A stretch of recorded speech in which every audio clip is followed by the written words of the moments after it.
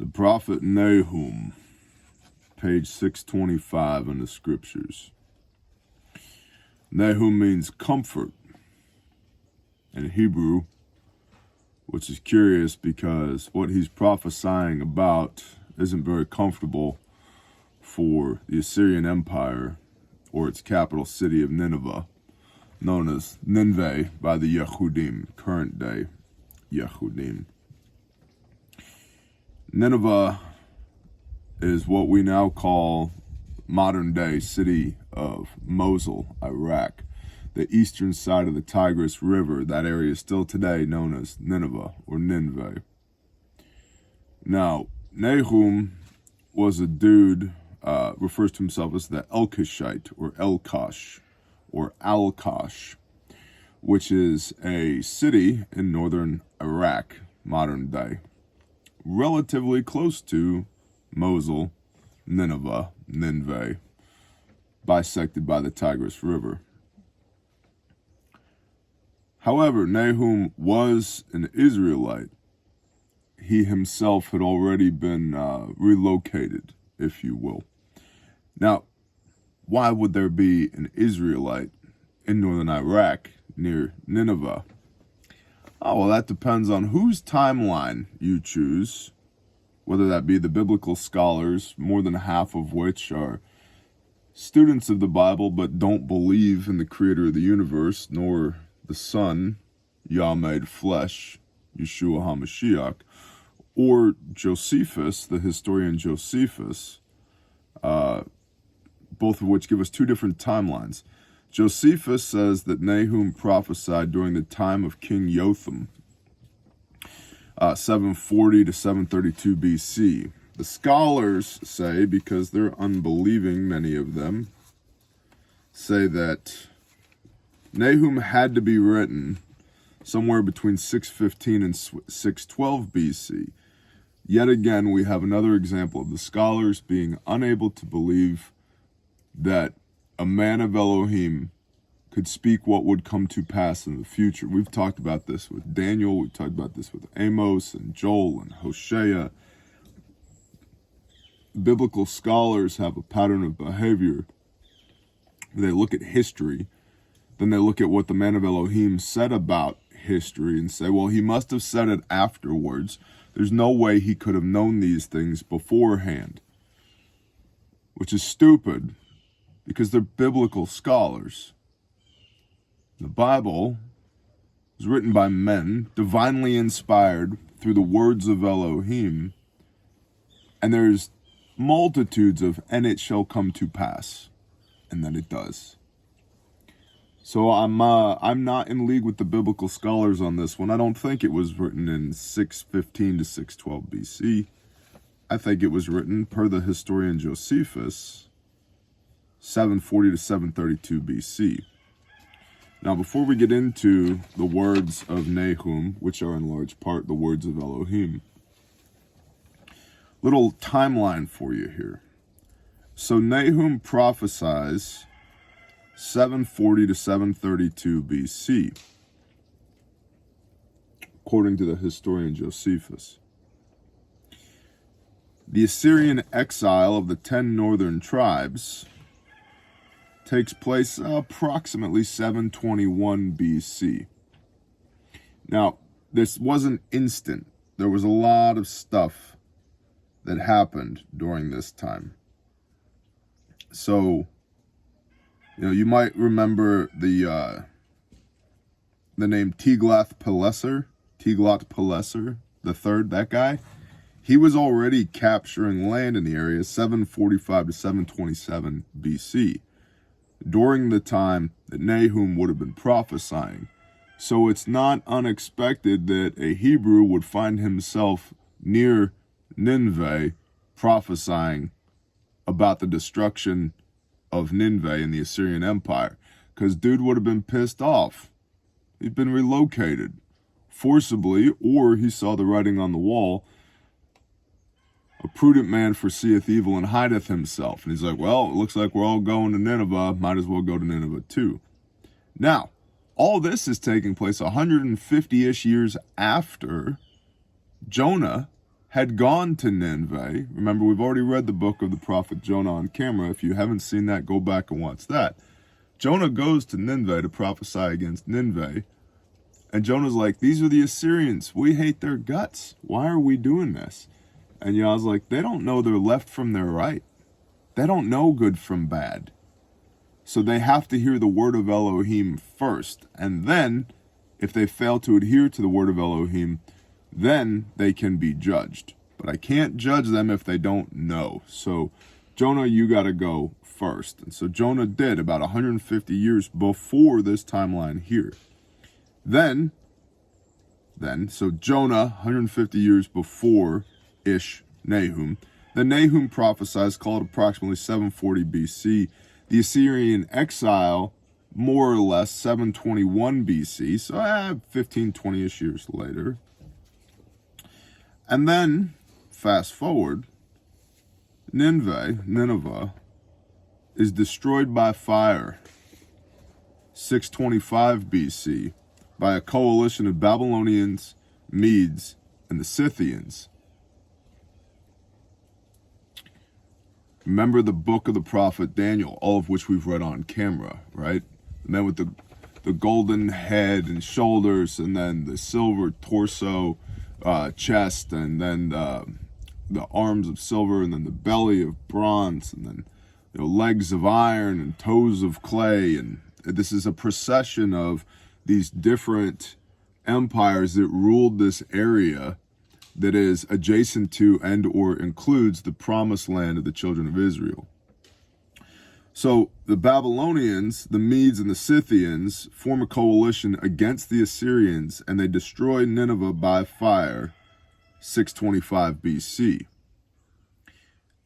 The Assyrian Empire ultimately falls somewhere around 609 BC. Now, this is in the same time period that the biblical scholars say, this must be when Nahum wrote the book, because there's no way he could have known any of this stuff before it had happened. But they're stupid and ignorant and unbelieving, and so I don't ascribe to their line of thinking. So 609 BC, the Assyrian Empire falls.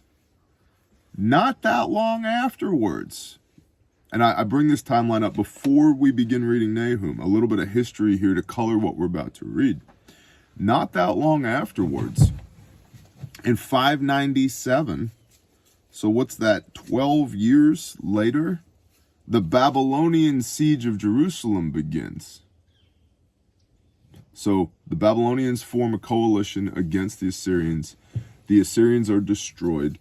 Babylon, the Babylonians become the world superpower, and then they kind of pick up where Tiglath-Pileser and the Assyrians had left off, and because the Assyrians exiled the 10 northern tribes. Well, then the Babylonians come onto the world stage, 10 northern tribes already exiled in the diaspora, right, the dispersion.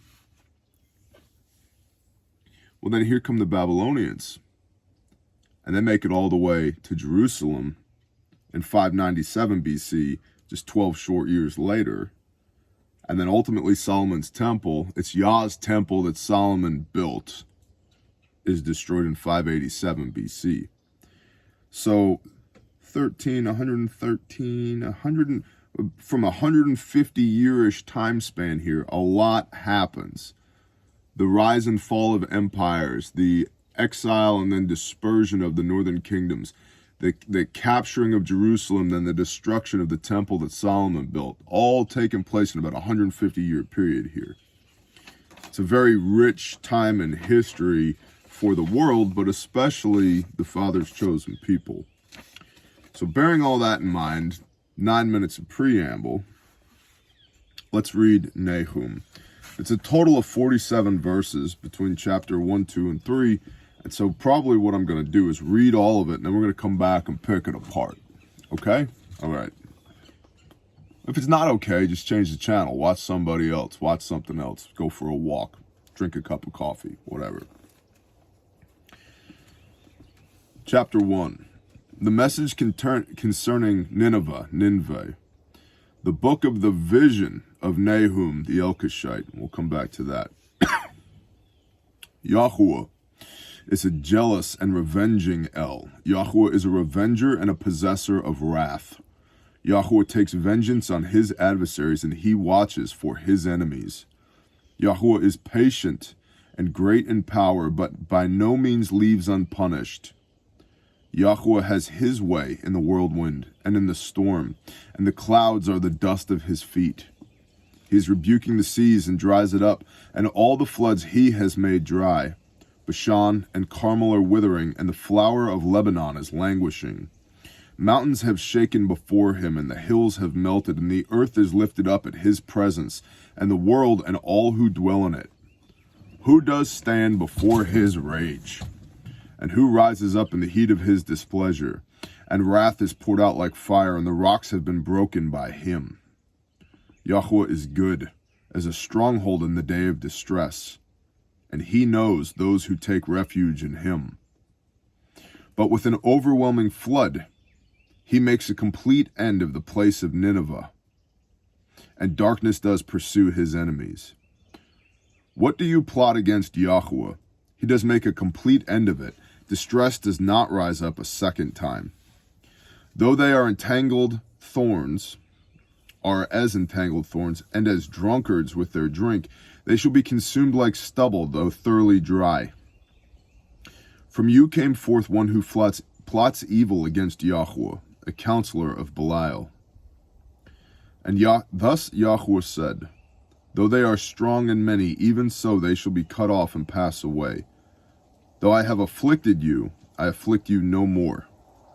So now I break his yoke from you and tear off your shackles. And Yahweh has commanded concerning you, your name shall no longer be sown. From the house of your mighty ones I shall cut off the carved image and the molded image. I shall appoint your burial site, for you have been of no account. See on the mountains the feet of him who brings good news, who proclaims peace.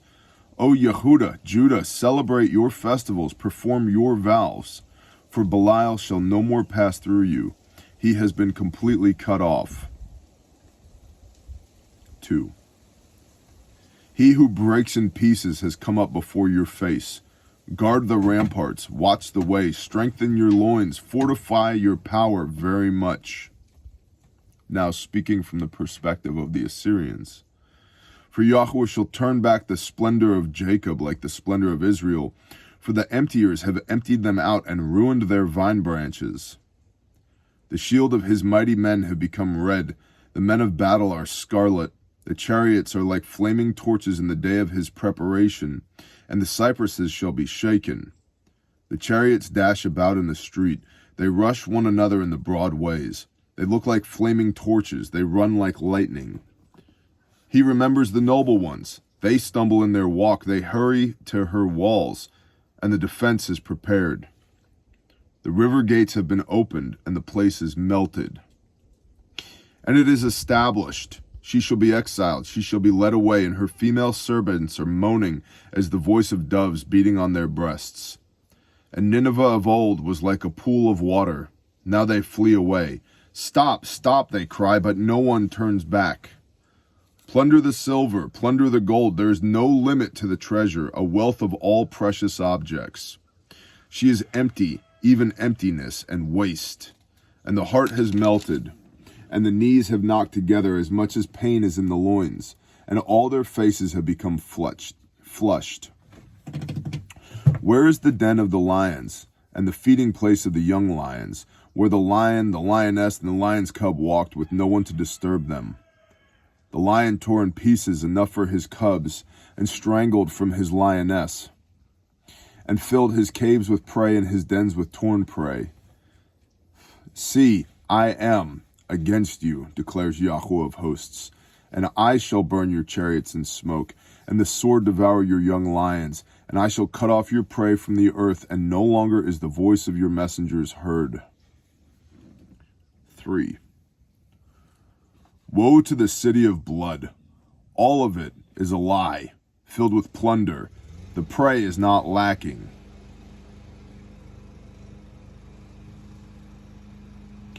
The sound of a whip and the sound of rattling wheels, of galloping horses, of jolting chariots, mounted horsemen with bright sword and glittering spear, and many wounded, and a mass of dead bodies, and no end of corpses. They stumble over corpses, because of the many whorings of the well-favored whore, the mistress of her sorceries, who sells nations by her whorings, and clans by her sorceries.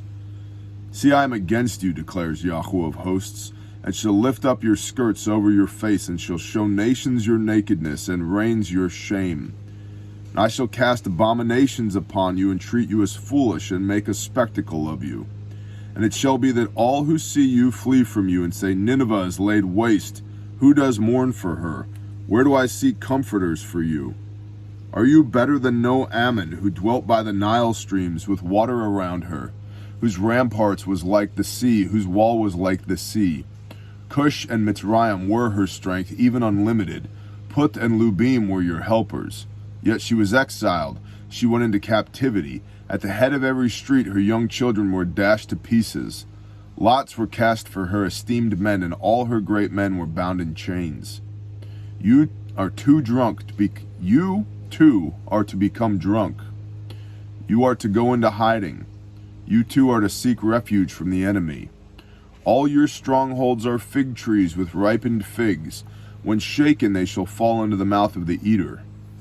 See, your people in your midst are women. The gates of your land shall be opened wide to your enemies. Fire shall consume your gate bars. Draw for yourself water for the siege. Strengthen your defenses. Go into the clay and tread the mortar. Lay hold of the brick mold. Build walls. I have written here, build walls. There a fire shall consume you, a sword cut you off, eat you up like a locust. Make yourself many like the locust.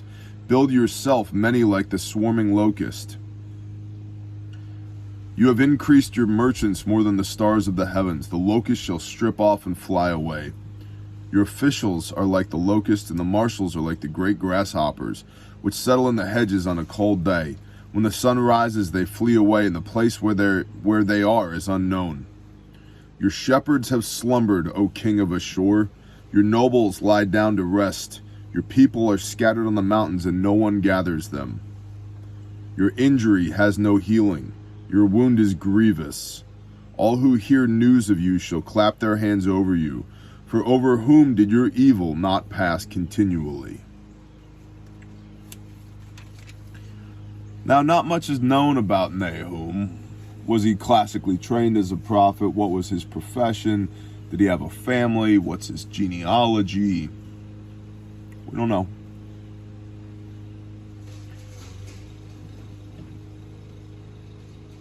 Someone is mowing their lawn over there, and it's a little distracting.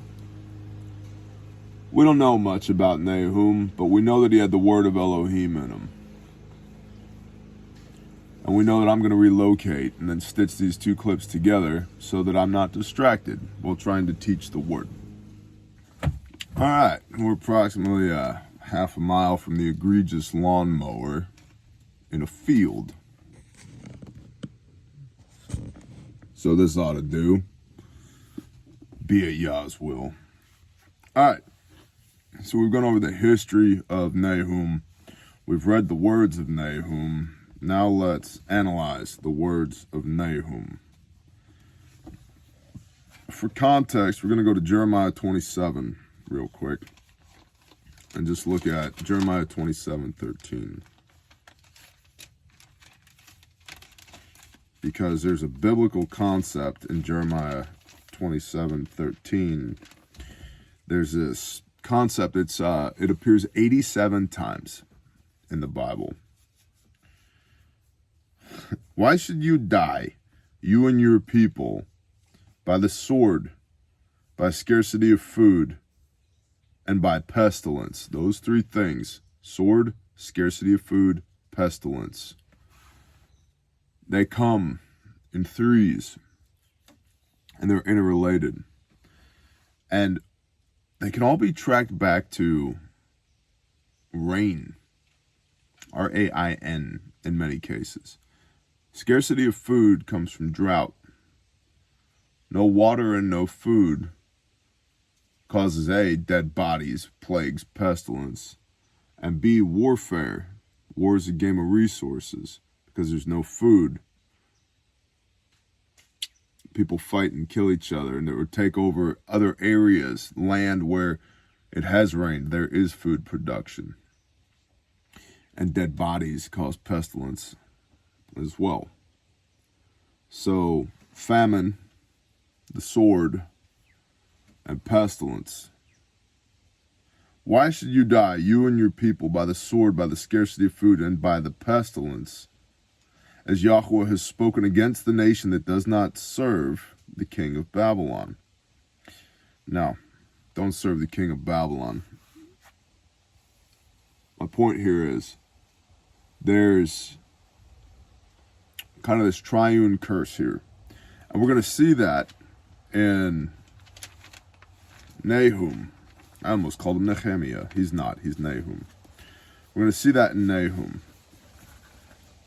And it also should make you think about rain a little bit differently. And the blessing that rain is, right? And the wisdom and the mercy of the Father that we get just enough rain. Because too much rain will also destroy you. So, Nahum chapter 1, the message concerning Nineveh, the book of the vision of Nahum the Elkoshite. So the vision. Sorry, Bible scholars, I believe Josephus when he says that this was written during the reign of King Jotham, 740 to 732 BC, and that it wasn't written after the fact, 615 to 612 BC. The vision, and there's other supporting factors, I believe in Nahum chapter 3 for this, but the vision of Nahum the Elkoshite. Yahweh is a jealous and revenging El. Our God is a jealous God. Old Testament, New Testament concept.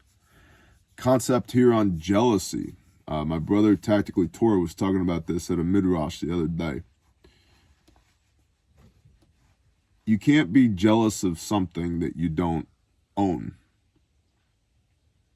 And to use his words, he's like, you can't be jealous of my wife. You can covet my wife, but she's my wife. The only person that can be jealous of something is the person that owns it. Otherwise, it's covetousness. So Yahweh is a jealous Elohim, meaning that he prizes the relationship that he has with his people.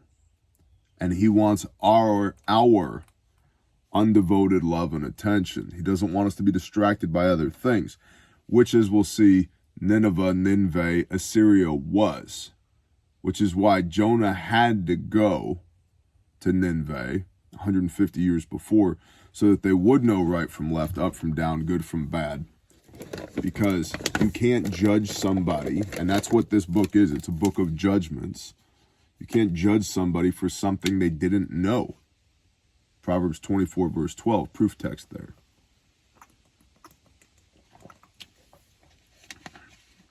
Yahweh is a jealous and revenging El. Yahweh is a revenger and a possessor of wrath. Yahweh takes vengeance on his adversaries, and he watches for his enemies. Yahweh is patient and great in power, but by no means leaves unpunished. Just because it's not happening right now doesn't mean it's not going to happen. I mean, look at the United States of America right now. We have earned judgment, the big we. The United States of America has earned judgment. War for profit and the systematic murdering of babies and pharmakia and sorcery and idolatry and servitude to Baal and the men of Belial, the worthless men, and the adulteration of men and women, and the degradation of the family unit, and false worship on every Sunday, in every town, every Sunday, worshiping underneath an Asherah. We deserve it. Just because it hasn't happened yet doesn't mean it's not going to happen. And I would submit probably fairly soon, based upon the indicators. Yahweh is patient and great in power, but by no means leaves unpunished. Yahweh has his way in the whirlwind and in the storm, and the clouds are the dust of his feet. He's rebuking the sea and dries it up. Drought. And all the floods he has made dry. Now, we know from prophecy, flood isn't just water. It's also peoples and nations and tongues. We're going to see that here when we get to verse 8. But in this case, in verse 4, he's talking about water. It's dried up. He is rebuking the sea and dries it up, and all the floods he, Yahweh, has made dry. Bashan and Carmel are withering, and the flower of Lebanon is languishing, so the whole region is dry. Mountains have shaken before him. Oh, you mean earthquakes. And the hills have melted. Oh, volcanoes, mudslides, landslides. Cool. Checks out Matthew 24. And the earth is lifted up. That sounds like seismic activity. At his presence, and the world and all who dwell in it. Who does stand before his rage? And who rises up in the heat of his displeasure? His wrath is poured out like fire. Oh, back to volcanoes again. And the rocks have been broken by him. Earthquakes, tectonic plates. Yahweh is good as a stronghold in the day of distress, and he knows those who take refuge in him. Judgments always have a remnant. Hey, Nineveh messed up. I'm going to schwack the crap out of it. But some of y'all haven't earned a whooping. Those that haven't earned a whooping, you'll be all right. You'll be stewarded through it, not removed from it. You're not going to be raptured out of the judgment of Assyria, but you're also not going to succumb to the judgments of Assyria. And he knows those who take refuge in him. But with an overwhelming flood, verse 8, now this is people. He makes a complete end of the place of Nineveh, and darkness does pursue his enemies. And the overwhelming flood here was the Babylonians, the Medes, and the Scythians that formed that coalition that came in and destroyed by fire Nineveh, the capital of Assyria, approximately 625 BC. Handled. Vengeance is mine, so says Yahweh. But he's really good at using subcontractors. And in this case, the subcontractors for the vengeance upon Assyria were the Babylonians, the Medes, and the Scythians. And then this literally alters the power structure of the world at this point, because the Assyrians go away, and then the Babylonians come in, and the Babylonians take over the conquest of the Assyrians. What do you plot against Yahweh? There is no wisdom or counsel or plan against Yahweh Elohim. What do you plot against Yahweh? He makes a complete end of it. Cool story, bro. Distress does not rise up a second time. You're utterly destroyed. There won't be a second time for you to complain because you won't exist. Now, this is the sword here. We already saw drought, which leads to famine and seismic activity, I would submit. Earthquakes, volcanoes, landslides. And now we have war. We have the sword. Though they are as entangled thorns and as drunkards with their drink, they shall be consumed like stubble thoroughly dried. Now, drunkards is the operative word here. Biblically, drinking is okay. Sorry, Baptists. Drunkenness is not. Yeshua's first miracle, turning the waters of purification into wine. Why? Because wine represents covenants. It represents blood. It's also a joyous, ceremonious thing. It can be brought as a thanksgiving offering in the Levitical system. John 15:5, I am the vine and you are the branches. Why have a vineyard? They weren't making Welch's grape juice. They were making wine. Okay? So drinking is okay. Drunkenness is not. Is it Numbers chapter 10? The two sons of Aaron, Nadab and Avihu, bring strange incense, strange fire to the tabernacle of Elohim, and they were drunk, and Yah destroys them. And immediately after that, you get the prohibition against drunkenness in service to Yahweh. Why did they have strange fire? They use incense for worship. They brought the wrong incense. Why did the high priest, the priest in the line of the high priest of Elohim, have the wrong incense, have incense for another god? Adultery, idolatry, whoring. That's why they got smoked. But they were drunk enough that they brought the wrong incense to Elohim. All things, right? All things done in the darkness come to light. In Proverbs chapter 31, our buddy Lemuel, I thought Solomon wrote Proverbs. Yeah, he also copied a couple. Proverbs 31. The words of King Lemuel, a message which his mother taught him. What, my chosen, and what chosen of my womb, and what chosen of my vows? Do not give your strength to women, nor your ways to wiping away kings. Not for kings, O Lemuel, not for kings to drink wine, nor for princes to desire strong drink, lest they drink and forget what is inscribed, and pervert the right of all the afflicted. Give strong drink to him who is perishing, dying, and wine to those embittered in being. Let him drink and forget his poverty and remember his trouble no more. So there's an application for wine and for strong drink, but it's not for kings to operate in drunkenness. Back to Nahum. Verse 11. From you came forth one who plots evil against Yahweh, a counselor of Belial. Now Belial is worthless men. Thus said Yahweh, though they are strong and many, even so they shall be cut off and pass away.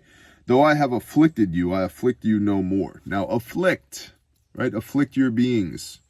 The Day of Atonement. What do? Fasting. Prayer. Atonement. A settling of spiritual and personal debts, if you will. Not monetary, but righting your wrongs. Hey, I gave you no food to eat, says Yah. But you won't have that problem anymore. Though I afflicted you, I afflict you no more. No more food, because you're dead. Don't worry about it. So now I break his yoke from you and tear off your shackles. And Yahweh has commanded concerning you, your name shall no longer be sown. You will be erased from the earth. Not from history. We've already done the historical portion of this. But from the earth. Find me an Assyrian. Oh, they're Iraqis now.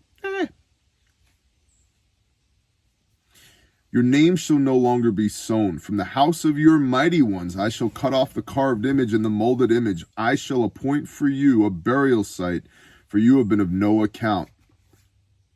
Now, this is Nineveh, the capital of Assyria, where Jonah went and prophesied to. And how many men? Was it 70,000 men? Came to belief in Elohim? Micah, Jonah. Yet 40 days. And Jonah began to go into the city on the first day's walk, and he cried out and said, yet 40 days, and Nineveh shall be overthrown.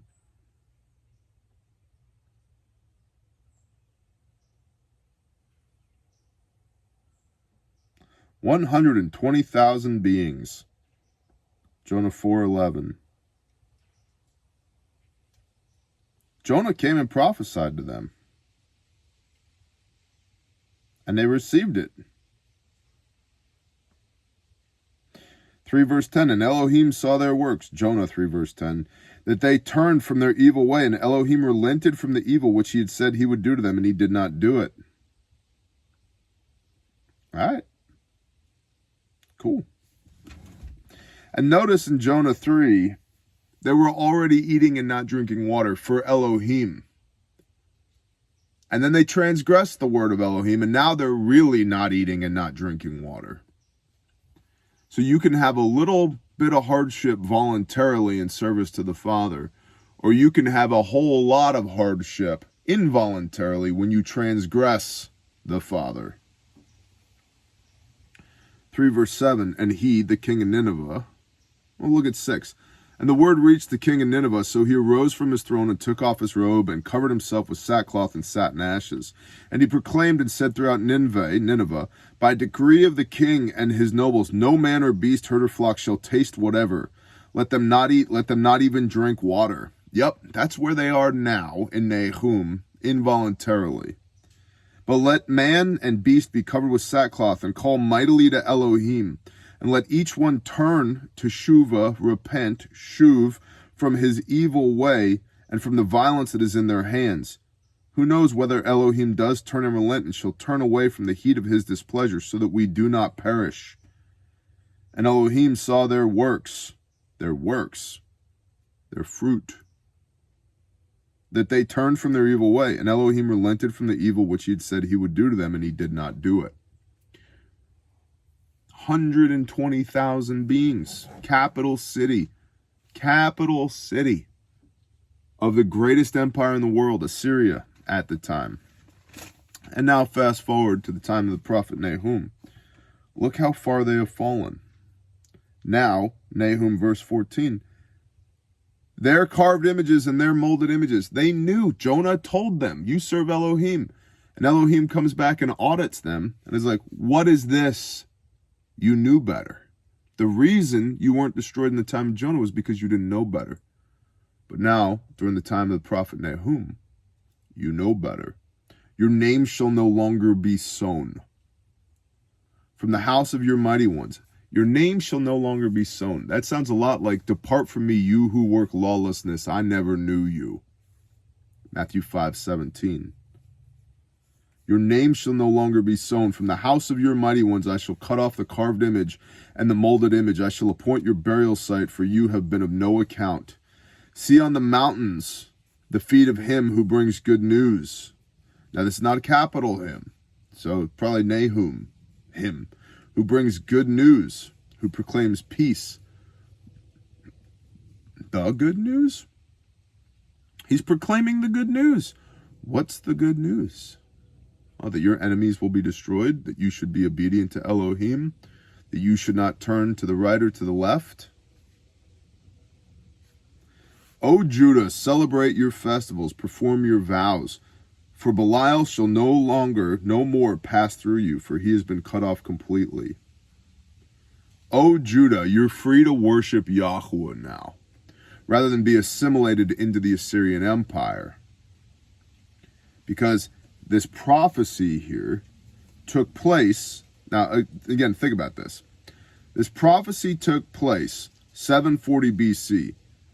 The Assyrian captivity of the 10 northern tribes begins 721 BC. But what Nahum's talking about took place in 625 BC, 115 years after he had this prophecy, before the Israelites had even been exiled into Assyria. How interesting. The arc of four-dimensional space-time does not affect the Father. He affects it. He is outside of it. He's not subject to the rules, the laws, the Torah of man and earth. He made the Torah of man and earth. So he can see around corners and over horizons because he is corners and horizons. We cannot. Chapter 2. He who breaks in pieces has come up. Now this is talking about the Babylonians, the Medes, the Scythians coming against the Assyrians, and it's being written from the Assyrian perspective. He who breaks in pieces has come up before your face, before the face of the Assyrians. Guard the ramparts, watch the way, strengthen your loins, fortify your power very much. For Yahweh shall turn back the splendor of Jacob like the splendor of Israel. For the emptiers have emptied them out and ruined their vine branches. Again, John 15 verse 5, I am the vine and you are the branches. Right? Vine branches. They weren't making Welch's grape juice. The emptiers have emptied them out. Assyria emptied Canaan, the promised land of the 10 northern tribes. Emptied them out, assimilated them, and ruined their vine branches. What does Yeshua say in John 15 verse 5? Let's go there, because that's what was ruined. Or the prophetic predecessor to John 15:5 is what was ruined. I am the vine, you are the branches. He who stays in me and I in him, he bears much fruit, because without me you are able to do naught. If anyone does not stay in me, he is thrown away as a branch and dries up, and they gather them and throw them into the fire, and they are burned. If you stay in me and my words stay in you, you shall ask whatever you wish, and it shall be done for you. In this my Father is esteemed, that you bear much fruit, and you shall be my taught ones. As the Father has loved me, I have also loved you. Stay in my love. If you guard my commands, you shall stay in my love, even as I have guarded my Father's commands and stay in his love. Oh, Yeshua kept Torah. Right there in the New Testament. Question for you. Is Jesus God? I'll wait. Bear, don't use those names. I know. Is Jesus God? As the wind picks up, the Spirit. I cannot teach you about the wind. How can I teach you about the Spirit of Elohim? And you, a leader of Israel? It's John chapter 3. Yeshua rebuking Nicodemus. I am the Lord Yahweh Sabaoth. I change not. Malachi 3 verse 6. Messiah is the physical manifestation of Elohim. Elohim cannot change. Messiah couldn't change what Elohim said and still be Messiah. If you guard my, Yahuwah's commands, Yahuwah made flesh Yeshua's commands, because see, the Christian church will say, I keep the commands of Jesus. Well, he's God, and God doesn't change. His commands are God's commands. Don't say God, it comes from Gad, which is rooted in Baal, and Jesus, we know, comes from Jesus, which means son of Zeus, and I know. But also, we serve the living Elohim, the creator of the universe. He's not dependent like witchcraft upon the proper pronunciation of a word in order for his power to be made manifest. Do not reduce him down to witchcraft by making the pronunciation of a name or a word a stumbling block. And that is a rebuke for all of Israel. Stop it. You sound like a bunch of idiots arguing over shit you don't even know. And read Revelation 19. When Yeshua returns, he'll have a name that no one knows. So you're fighting over the pronunciation of a name that's 2,000 years old, that was Yah, who just became a dude. And not for the first time either, because he became a dude over and over and over again in the Old Testament. Yeah. Melchizedek, the Lord of the host of the heavens. Joshua chapter 5. Nineveh, when the father of Samson is visited. Abraham, Sodom and Gomorrah. Who ate at Abraham's tent before Sodom and Gomorrah was destroyed? Over and over and over and over and over again. So we argue about the pronunciation of a name this one time that he came to earth as man to interface face to face with his people. When the next time he comes, he's not even going to have the same name. It's not witchcraft. It's not incantations. It's not a spell. Now, that doesn't mean you shouldn't try to pronounce it appropriately. But if you fail, and I would submit we're all failing to one degree or another, if you fail, his strength doesn't fail because of your weakness. In our weakness, his strength is made manifest. So simmer down with the pronunciation bullcrap, please and thank you, Israel. You're making yourselves look bad, and you're creating stumbling blocks for other people, and you're breaking fellowship with certain people because they don't pronounce a word the same way you do, and you don't even know how to pronounce it. Stupid. But I digress upon my digression. John 15 verse 10, if you guard my commands, you shall stay in my love, even as I have guarded my Father's commands and stay in his love. Messiah kept Torah. 1 Peter 2:21, for this you were called the Messiah, having suffered for your sins, that you will walk in his steps, a.k.a. keep the Torah as well. Well, the Torah is Jewish stuff. Nope, it's Hebrew stuff. The Jews have just co-opted the Torah and made it their own. It's not theirs. It belongs to Elohim. Do not add or take away from the word of this Torah. Well, the Jews have added to it, and the Christians have taken away from it. So what are you, Bear? How do I label you? What box do I put you in? I'm a believer in Messiah, and I believe every word in the Bible is still in play. And I walk in the footsteps of my Messiah to the best of my ability.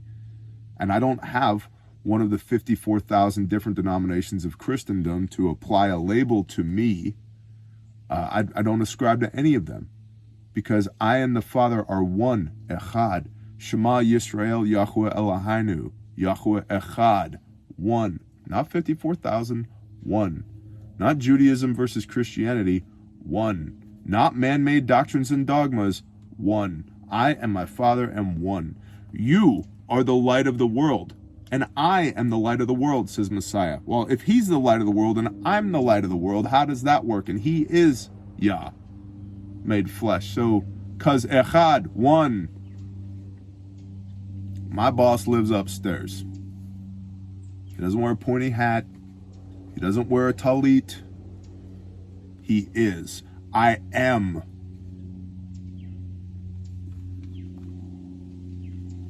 Vine branches. Just a little sidebar on vine branches.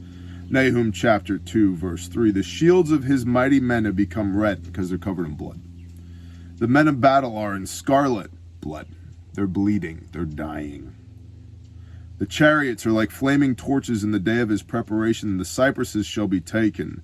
The chariots dash about in the streets. They rush one another in the broad ways. They look like flaming torches. They run like lightning.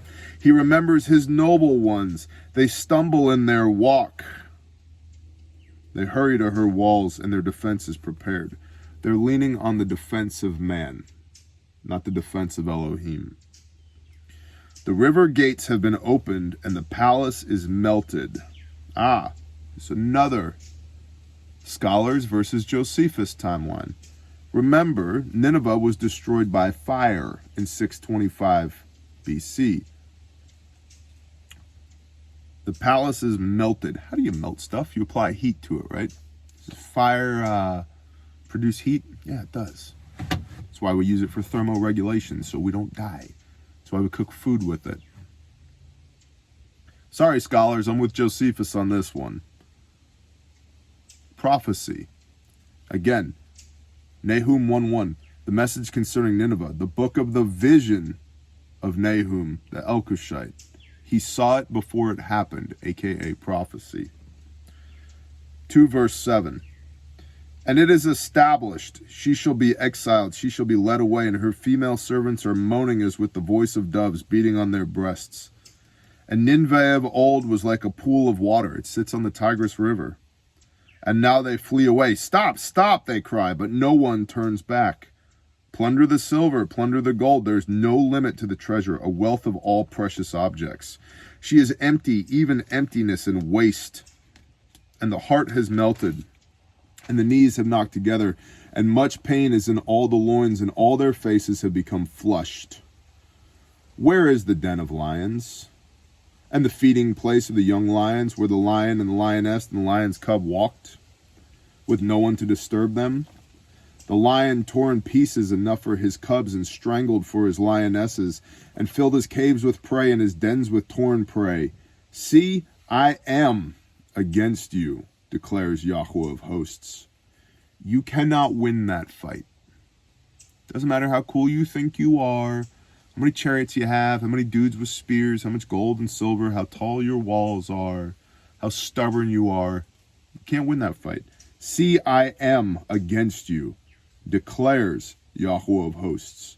And I shall burn your chariots in smoke, and the sword devour your young lions, and I shall cut off your prey from the earth, and no longer is the voice of your messenger heard.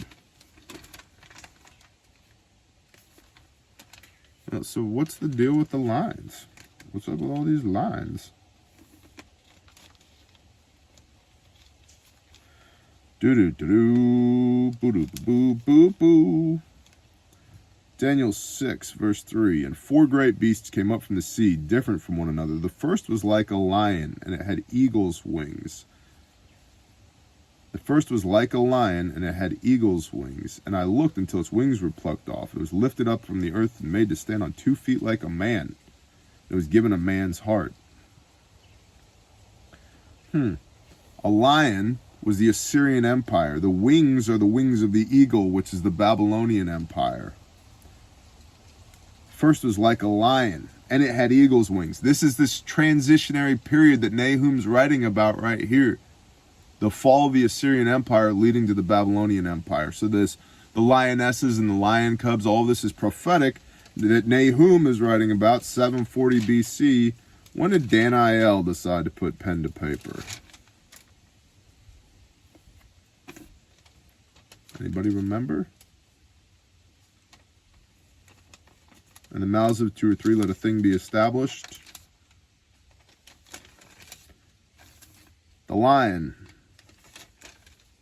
is the Assyrian Empire. Think about that, Daniel in the lion's den. Yeah, spared. A remnant is always spared. Nahum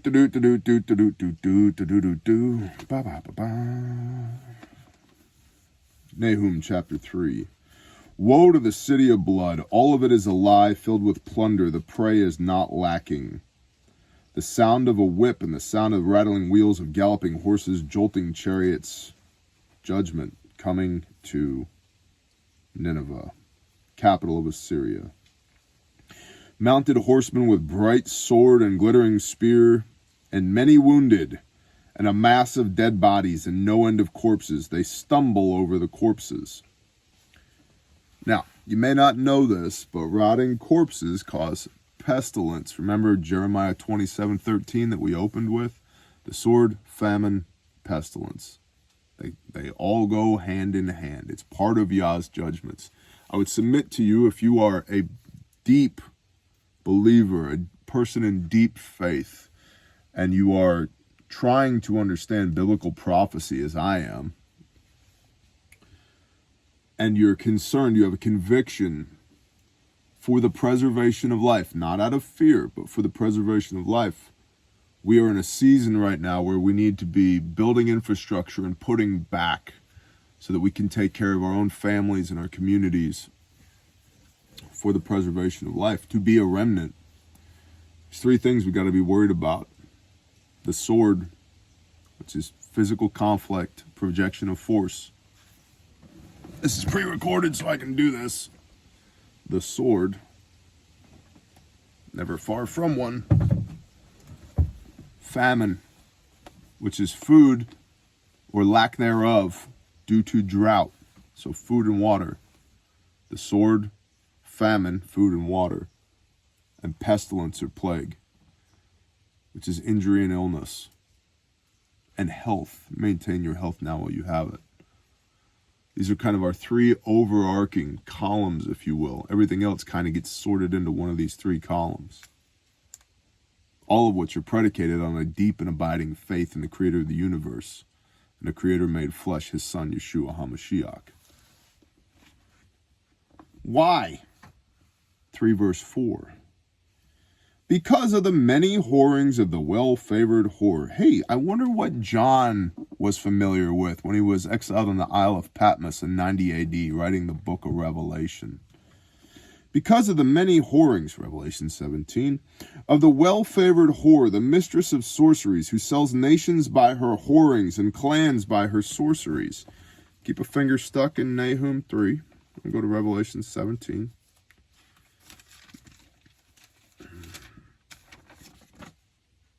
And the woman was dressed in purple and scarlet and adorned with gold and precious stones, holding in her hand a golden cup filled with abominations and the filthiness of her whoring. And upon her forehead a great name written, a secret, Babel the Great, the mother of the whores and the abominations of the earth. I saw the woman drunk with the blood of the set apart ones, and with the blood of the witnesses of Yeshua. And having seen her, I marveled and greatly marveled. Nahum 3:5. See, I'm against you, declares Yahweh of hosts. I am against you. There's that again. Declares Yahweh of hosts, and shall lift up your skirts over your face, and show nations your nakedness, and reigns your shame. Fully expose you.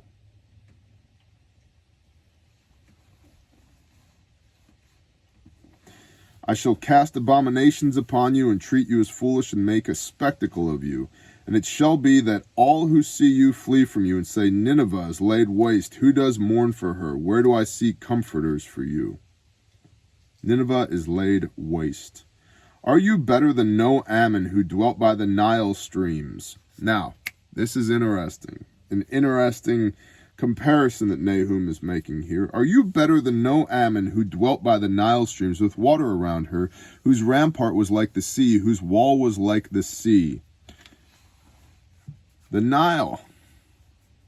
The Assyrians destroyed Thebes, Egypt, in 663 BC. You guys thought you were so cool because you left northern Iraq, got all the way down into Egypt to Thebes and utterly destroyed it. Oh, wow, cool. You think you're any better than the Egyptians? Yahweh is laying waste to you now. What did we read in Proverbs 31? Well, a bunch of stuff, T. I can't remember. All right, well, we'll flip back there real quick. Proverbs 31. Do not give your strength to women, nor your ways to wiping away kings. Nor your ways to wiping away kings. Oh, that's cool. You utterly destroyed them. Just wait. You will be utterly destroyed.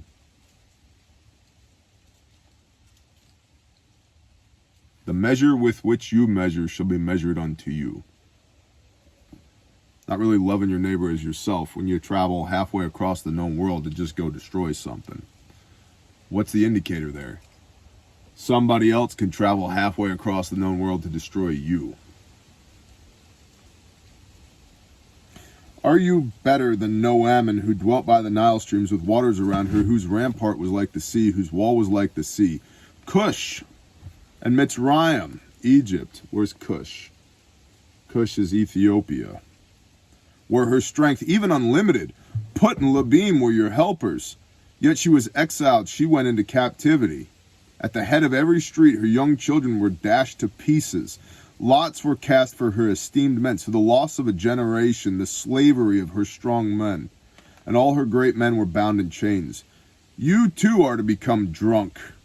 You are to go into hiding. You are to seek refuge from the enemy. Remember that Revelation 17 we were reading?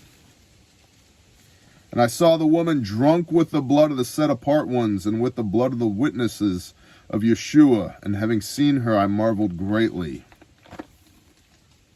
You too are become drunk. You are to go into hiding. You too are to seek refuge from the enemy. All your strongholds are fig trees with ripened figs. And here's our third witness on prophecy. This is a book of prophecy, a vision of Nahum, not written after the fact. Figs represent prophecy. All your strongholds are fig trees with ripened figs. They're about to come to fruition. Ripened figs. They're about to be plucked. When shaken, they fall into the mouth of the eater. You could cross-reference Amos 7:14 here. Amos was a fig farmer. He was a prophet, a shepherd, and a fig farmer, and a prophet. Cool resume. Figs are prophecy, and they're ripened. They're about to fall into the mouth of the eater. Your strongholds are about to fall into the mouth of the eater, the Babylonians that are coming to possess your strongholds, Assyria. And they're ripened. They're ready to fall. It's about to come to pass. See, your people in the midst are women. All your men they're gone. You got nothing but women left. The gates of your land shall be open wide to your enemies. Fire. There that is again. 625 BC, Nineveh destroyed by fire. Fire shall consume your gate bars. Draw for yourself water for the siege. Now, again, Nineveh was destroyed by fire after a 3-month siege by the Babylonians, the Medes, and the Scythians. Strengthen your defenses. Go into the clay and tread the mortar. Lay hold of the brick molds. They're going to build their walls up and hope to keep the bad guys out. There a fire shall consume you. There it is again. A sword cuts you off.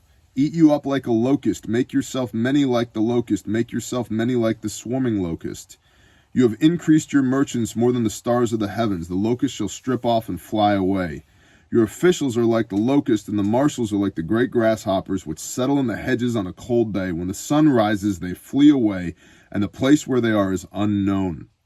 Your officials are like the locust. So they've stripped everything good that there was to have here. All that could be consumed was, everything's laid bare, and they're gone. Boy, that sounds familiar. Your shepherds have slumbered. Shepherds, pastors, Ra'ah, Jeremiah 3:15. Asleep at the wheel, driving the school bus of belief into the ditch and wrecking everybody else who's on the school bus. Our shepherds are asleep. Your shepherds have slumbered, O king of Ashur. Your nobles lie down to rest. Your people are scattered on the mountains, and no one gathers them. He's the good shepherd. He left the 99 for the one. Not these guys. They don't care. They're not even stewarding their people. Your injury has no healing. Your wound is grievous. There's no recovery from this. Again, find me an Assyrian. Your wound is grievous. I think Jeremiah was familiar with Nahum, and Nahum was familiar with Jeremiah. Because if we go to Jeremiah 30, verses 12 through 15. For thus said Yahweh, your breach is incurable, your wound is grievous. No one pleads your cause to bind up. There are no healing medicines for you. All those loving you have forgotten you. They do not seek you. For I struck you as an enemy strikes with cruel chastisement, because your crookedness is great.